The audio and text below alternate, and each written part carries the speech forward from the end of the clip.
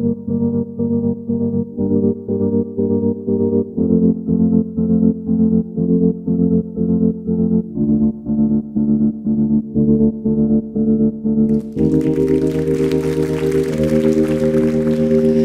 you, Mr. Mayor. Thank you so much to our organizers and all that you are doing to promote freedom around the world. This city knows firsthand just how precious and how costly freedom is, and we're grateful to be here. My name is Annie Boyajian, and I am president at Freedom House, which is a US-based nonprofit organization that's actually 84 years old, founded by a group of folks like Eleanor Roosevelt and Wendell Willkie right before the US got involved in World War II. And they were formed because they knew America couldn't stay silent in the face of what was happening in Europe. And much of what we saw then are trends we're starting to see now. And for 84 years, we've been focused on defending and expanding freedom around the world. And our panel today is titled The Retreat of Freedom and Democracy, How to Build Strategic Alliances. And it couldn't be happening at a more important moment. Our research shows that global freedom has been in decline for 19 consecutive years.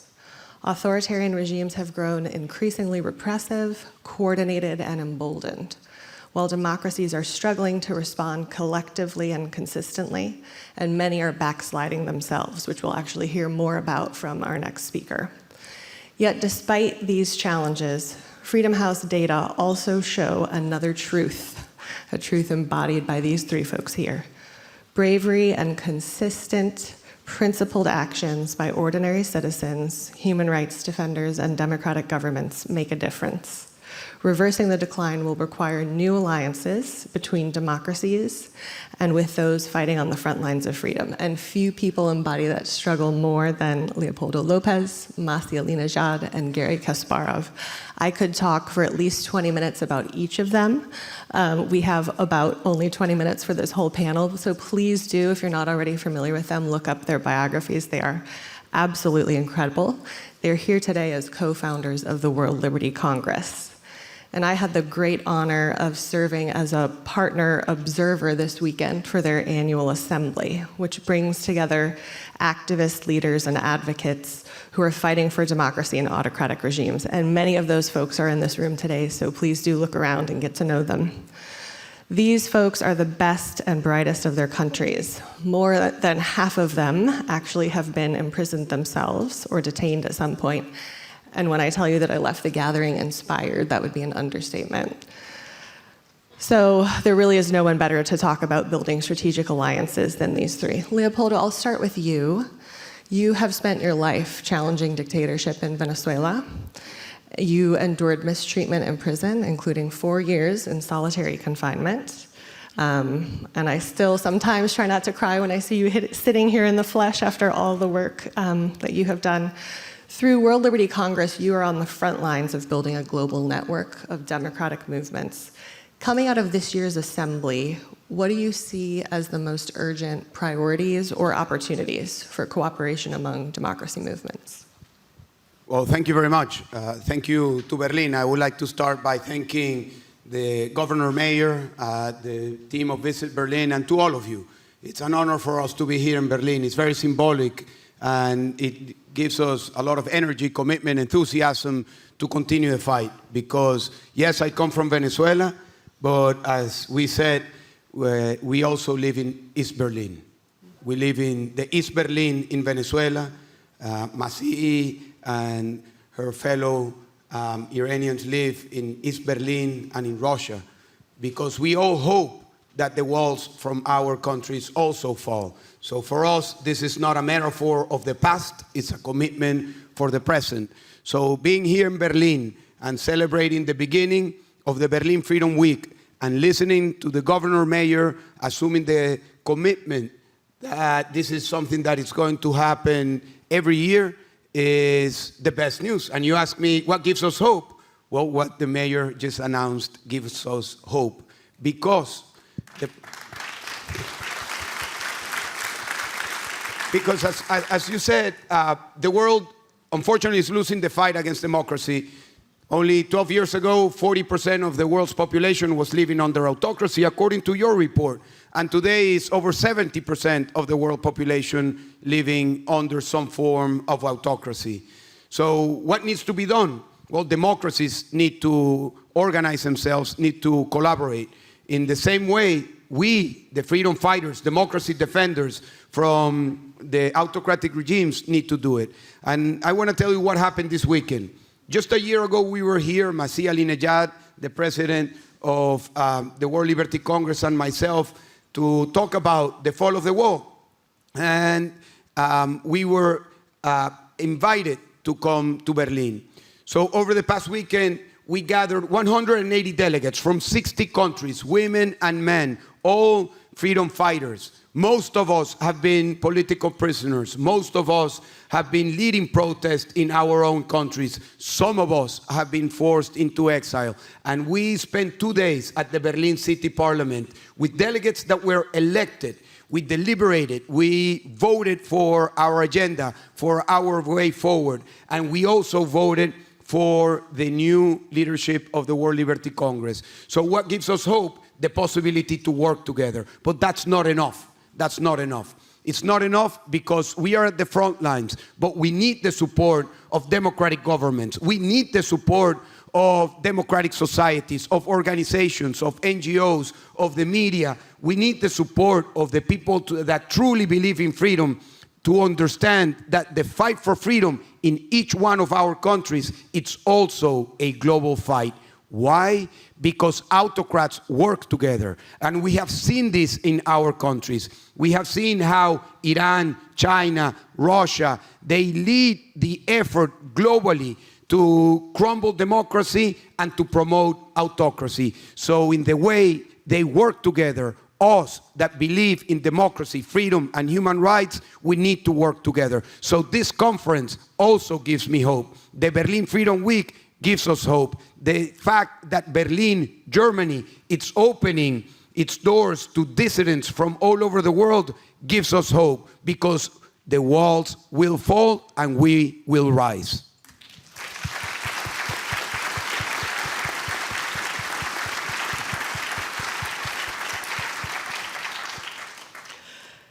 Garry, you have spoken quite a bit about the way that autocracies coordinate and violate rights and generate a massive number of security concerns around the world. And you have long argued that defending freedom is a security imperative. As you look at today's global landscape, how can democratic governments better connect the fight for liberty to their national security and economic security priorities?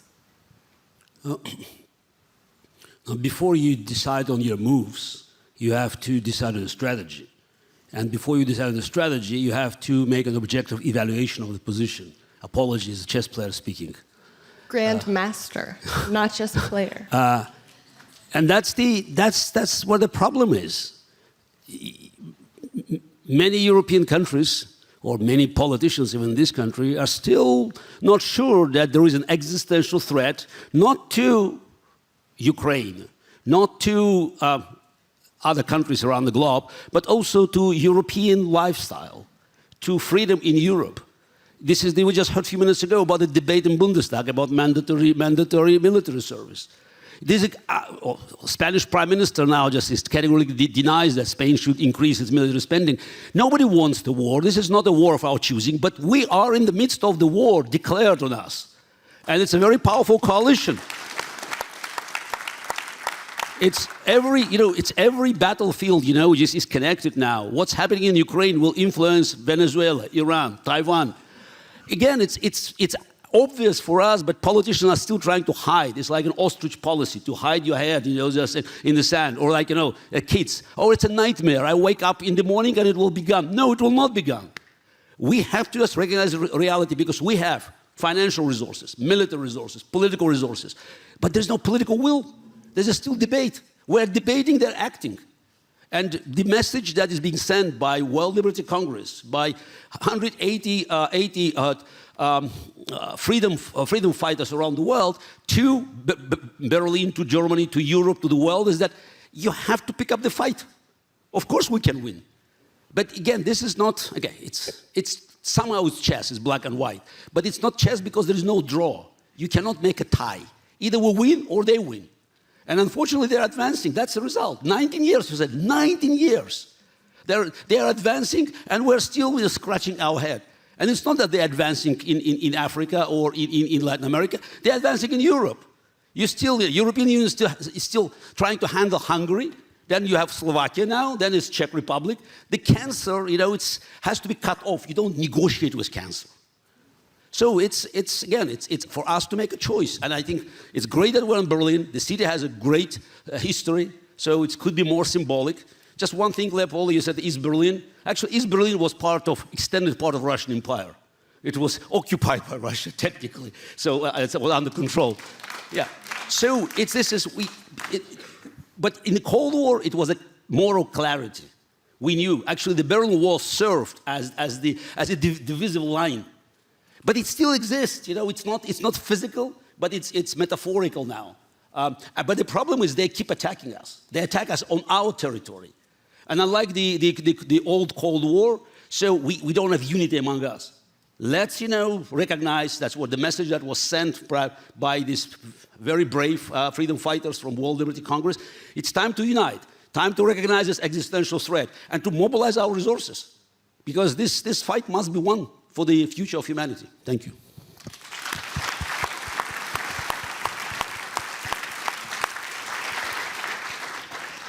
Well, speaking of mobilizing, Masih, you have been a fearless advocate for women's rights in Iran and human rights in Iran. You have survived kidnapping and assassination attempts, and yet you have managed to build a global movement that stands up for freedom in Iran in the face of enormous challenges. What lessons have you learned from that experience about how to build alliances, even though you have been forced into exile? That's a very good question to ask here, because this is the right place.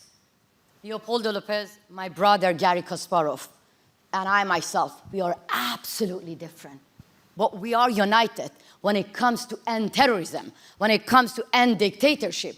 And that's the lesson that the democratic leaders should learn from all of us at the World Liberty Congress.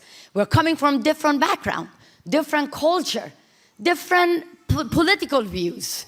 But when it comes to end our dictators, we hold hands. It was easy for us to walk out from the room. I remember that when I started my campaign against compulsory veiling in Iran, a lot of people downplayed me in the West. Let's be very clear. In democratic countries, telling me that you are now causing Islamophobia when you are fighting against compulsory hijab, or when you challenge Islamism. And I said that very loud, that phobia is irrational fear. But the fear of me and millions of women in Iran, Afghanistan, is rational. We have fear. We have fear of. And I've seen with my own eyes that Western female politicians from Germany to Belgium to France, London, all over Europe were going to my beautiful country where women joined my campaign. Millions of women joined my campaign from Iran and Afghanistan. But these European female politicians were going to my beautiful country that I would kick out from that country, bowing to my dictators, wearing hijab, in the name of culture. This is a slap in the face of not my women in Iran. Yes, it is a slap in the face of democracy. While my women in my country were blinded by the Revolutionary Guards, I still see that the German government hesitate. They hesitate to put the Revolutionary Guards in the terrorist list. Let's be clear. I mobilize millions of women to show their middle finger to dictators. And they do. But when I compared compulsory hijab to the Berlin Wall, the Supreme Leader, Ali Khamenei, warned the Revolutionary Guards and said that American agent who compared compulsory hijab to the Berlin Wall must be gone. He called me American agent. I am a woman from Middle East. I have agency. And I believe that millions of women in Iran, they have agency. So, but that order of killing me actually made me to be here. I was invited by the city of Berlin. I was invited to the anniversary of the fall of the Berlin Wall. And that gives us hope. Because you send a message to Ali Khamenei in my country that you want to kill this woman just because of comparing compulsory hijab to the Berlin Wall. I called my brother in arms to come with me and stay in stage. We were both invited.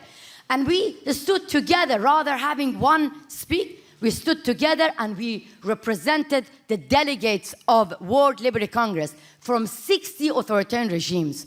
So that's how we fight together.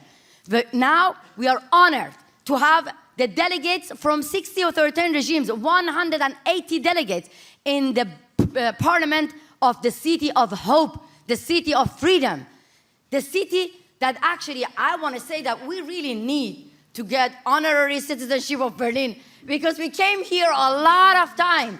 And now I want to thank the Berlin Parliament. I want to thank the governing mayor. I want to thank every Berliners to see our fight, to see our wounds, to see us as freedom fighters, not as troublemakers. We love freedom because we don't have it in our country. And we want to come back here again because we want to protect democracy here as well. And believe me, if we don't get united to end Islamism, to end Maduro's regime, to end Russian dictatorship, to end authoritarianism, they will get united and they will end democracy. They will come after you on your soil, because dictatorship is like cancer. As my brother said, we have to remove them. And I want to end this, because we know what we are fighting. We know that we're not going to give up. We know that no one can divide us. But please, when it comes to dictators, put your different political views away and be united, because that gives us hope.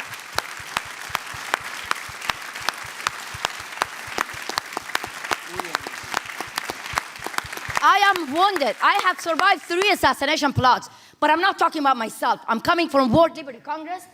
Have you heard of the term dead man talking? Walking. Oh, no, I am the dead woman talking.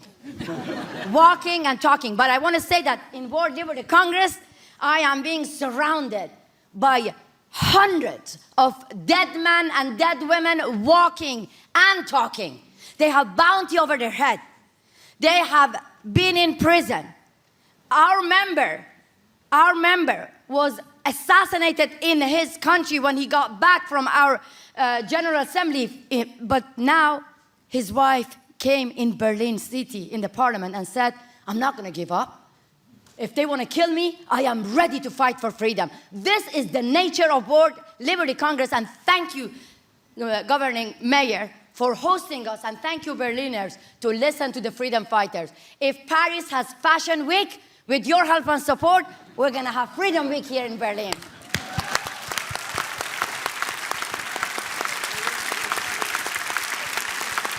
And I want to send a message in Persian to Ali Khamenei, to Ali Khamenei who sent that American agent who compared compulsory hijab to the Berlin Wall must be killed. I want to say something in Persian. Ali Khamenei, من میدونم که داری منو گوش میکنی.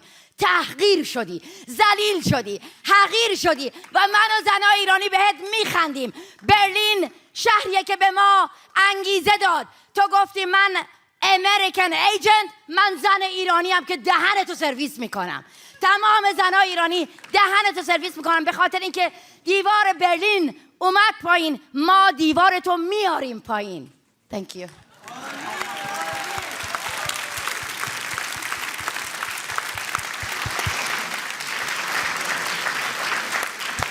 Well, I'm very tempted to occupy the stage and keep the conversation going. We are at time. Please join me in thanking our incredible panelists of freedom fighters. They give me hope every day.